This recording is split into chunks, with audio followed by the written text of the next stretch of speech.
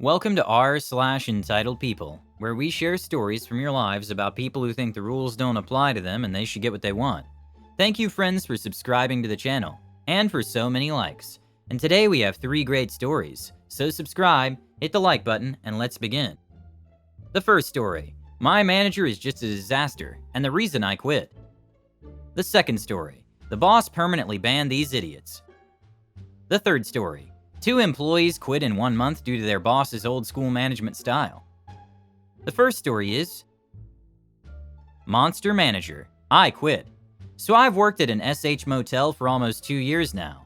The manager has always been a nightmare, but being handicapped, it's difficult for me to find other employment. I've finally found 2 jobs I can do to replace this one. I graduated college, so I'm still applying for jobs in my field.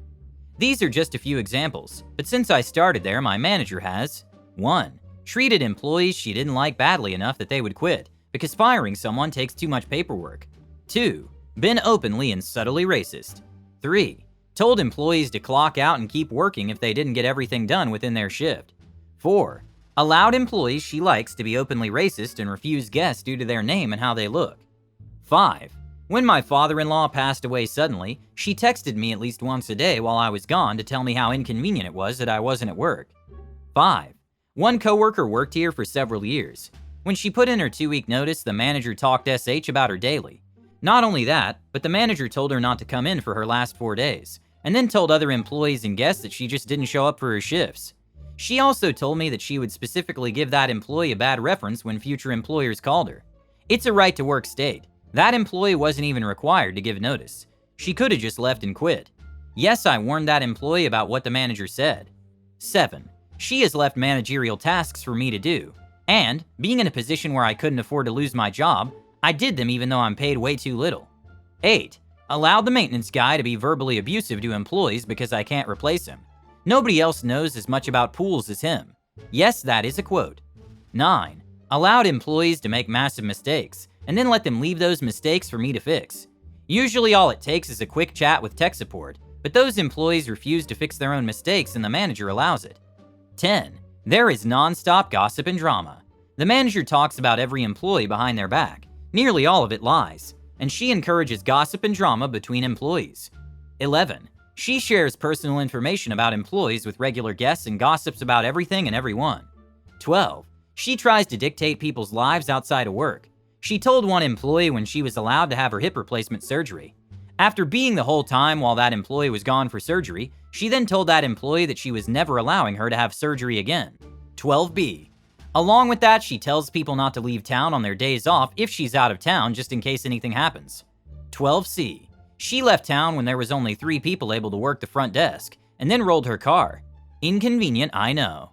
13. When one employee was out for surgery, another employee scheduled her surgery at the same time. That left 1 front desk employee, me, and 2 housekeepers, who kinda know how to work front desk. 13B.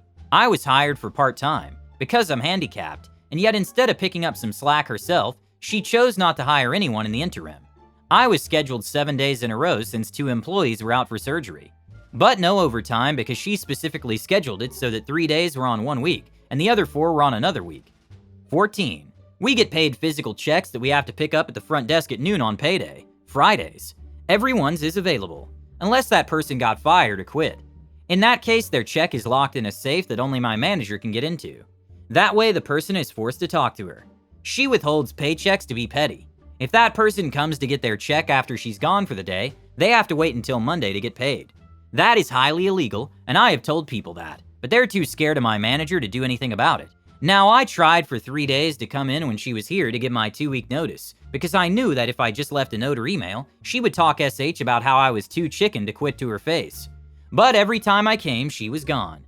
I finally got fed up and left a note, and an email for proof that I did give notice. That was yesterday. My manager is already spreading lies about how I gave notice, and what I said in my notice. The note in the email said mostly the exact same thing. As you know, I came in today to give you my notice. January 31st, 2020 is my last day of work at the blank. Along with my verbal notice, I wanted to provide written notice as well. Regards.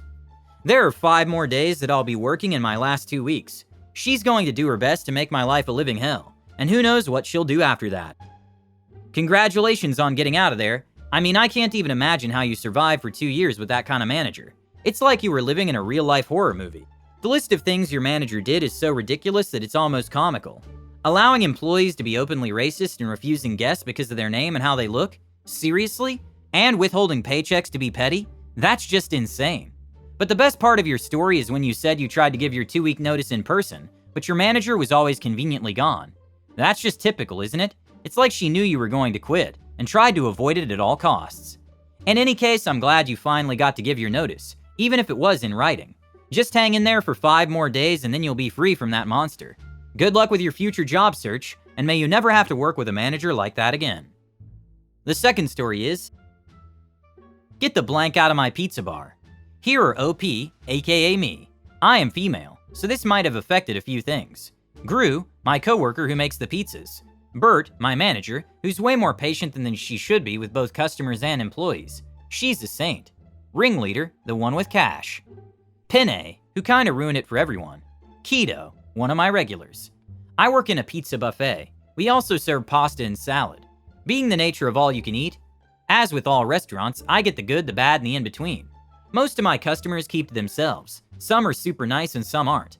Some are Joe, who likes eating his spinach fettuccine and sitting by himself in the corner. Joe's nice. The story's not about him though, so I digress. Okay, so it's 11:30 a.m. Regular crowd shuffles in. I'm doing my thing, cleaning stuff when I see a group of teenage boys like outside. And I'm like, SH, here we go again. It won't be too bad. They come in right, and one's like a ringleader.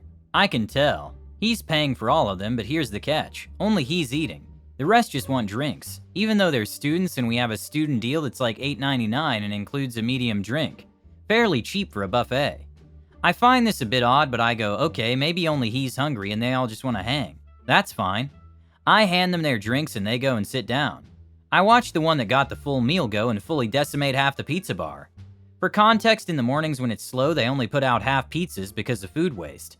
Like the cook, who I'll call Gru, because he looks like Gru from Despicable Me, will make a full pizza, but he'll make one half cheese and the other half pepperoni. He'll separate them and put the 2 halves on the bar in their respective spots. Ringleader cleared like 3 effing trays of half pizza, leaving none for other customers. Gru apologizes to them and says there will be more soon. So Ringleader brings the full plates back to the table. I've still got a hunch, but still give him the benefit of a doubt. Like, he's kinda tall, maybe his eyes are bigger than his stomach. I walk around, sweep a little, glance over at the table. He has set the plate in the middle of the table, and they're all taking slices from it. Remember, only one is supposed to be eating. The others only got drinks. I go to my boss, who we will call Bert. I go to her and I'm like, hey, is that allowed? And she's like, no, that's thievery, but I'll let it slide. So I go back again and take a few plates and stuff. And one of them, I'll call him Pinay, has gone to the pasta bar and taken pasta. Only Ringleader is paid. Pinay and the gang aren't supposed to be eating. On top of that, they hand me a full plate of effing intact, uneaten slices and say, this has pork. We can't eat pork. And I get Bert again, and I tell her about the pizza bar and finally she's had enough. She brings Gru along with her and instructs me to stay behind the counter. Since I am admittedly pretty strict about rules and sometimes impulsive, I obey her and watch from afar. She's talking to them, and Gru's standing there with an extremely judgmental face. After all, he works very hard on the pizzas. Of course, they're arguing with her, and finally she gets them to fork over a card so she can do her manager magic or whatever and finally get the rest of the amount. Along the way, I'm like, me and my coworkers work very hard to make this place fun, even against all odds. It's later, right? I deliberately decide not to bust their table because, you know, impulsive and stuff. One of them effing whistles at me. I turn around and they're making weird faces at me. And I go, I don't know which one of you whistled and I don't want to know. So they've peeved me off all over again. And even later, like 30 minutes later, I get a different customer. We'll call him Keto because he's one of my regulars. He's nice. Keto is sat behind the hooligans and informs me that they were talking SH behind my back, calling me slurs and words like B and R, and even talking about slapping me. You can tell Keto is ready to effing rumble. He doesn't though and goes and tells my manager. Finally, as the gang is walking out the door, Bert says, you threatened one of my employees. Don't come back. Of course, I'm getting glares the whole time. And in my politest, friendliest voice, I wave them off and say, have a nice day. Bert informs me that if they ever come back, to get her immediately. I've been working there for 10 months. I've had people put soda in water cups, I've had customers that have given me anxiety attacks, and I've even had one threaten to sue. I've never once seen a person been permanently banned. Until now. Hey OP, I gotta say, your story has had me cracking up. I love how you gave all the characters such hilarious names like Ringleader and Pinay. I also appreciate your manager Bert's patience, but man, those teenage boys really push their luck. I mean, who eats that much pizza and then has the audacity to hand back an entire plate of uneaten slices? And to top it off, they were talking smack about you behind your back? Unbelievable. But you handled the situation like a champ, and even managed to wave them off politely at the end. I also can't forget to mention Keto, the hero of the story. He was ready to rumble for you. It's customers like him that make it all worth it, right?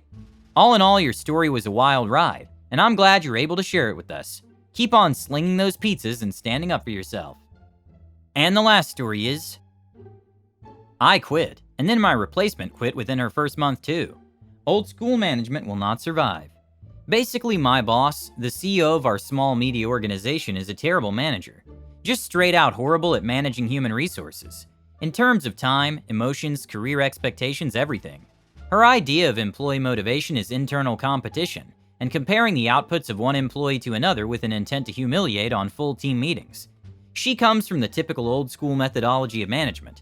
Despite this, all of us employees have been doing our best to overlook this because we truly love the work we do. But we're a fairly young, progressive company, so talking down to employees and coworkers doesn't fly too well. My boss and I had a weird equation from the start. I realized quickly into my job that I was expected to perform a lot more activities and responsibilities than I was originally hired for, which I did diligently. But then I started hearing from my boss that I wasn't doing my assigned tasks well enough or fast enough. My request to update my responsibilities and KPIs to reflect all the tasks I was actually doing was not met kindly. But then appraisal season came around and my boss said directly to my face that she wouldn't consider any of the extra work I was doing for my feedback and appraisal because it wasn't a part of my key performance indicators. Still, I played the ideal employee role. After this, she hired another person out of nowhere in a weird made-up role and told me the new hire would be working alongside me. I'm sure she was trying to make me feel bad by saying I needed someone else to do the one-person job I was hired to do. Didn't work. I was happy to have someone else on the team. I'm also certain she herself noticed the requirement for another resource because why else would she hire someone else and also keep me on the job?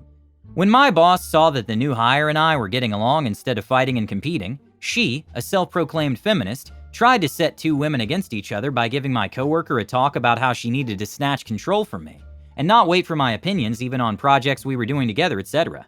This is 2 weeks into her job. My coworker told me this, at which point I decided the disrespect was way too much for me to stick around. I put in my notice. A month after that, the new employee also put in her notice, and with other employees also wanting to follow suit, the rest of the team was forced to have a major intervention with my boss. I just don't think these older generation people expect us to leave jobs over disrespect, or side with our coworkers like this. She never expected us to rat the boss out to each other, and she never expected her employees to call her SH management out. She was shocked at both our resignations and the worker solidarity feels so good. Hey OP, I have to say your story had me in stitches. I mean, who knew that old school management style of pitting employees against each other and treating them like garbage wouldn't work in the progressive young workplace of today? Shocking, I tell you. Absolutely shocking. And your boss's attempt to create a power struggle between you and your coworker in just 2 weeks? I can't even imagine the kind of mind-boggling incompetence that must have taken. But hey, at least you all stood up for yourselves and put her in her place. Keep fighting the good fight against terrible bosses. Don't forget to hit the like button and subscribe to the channel.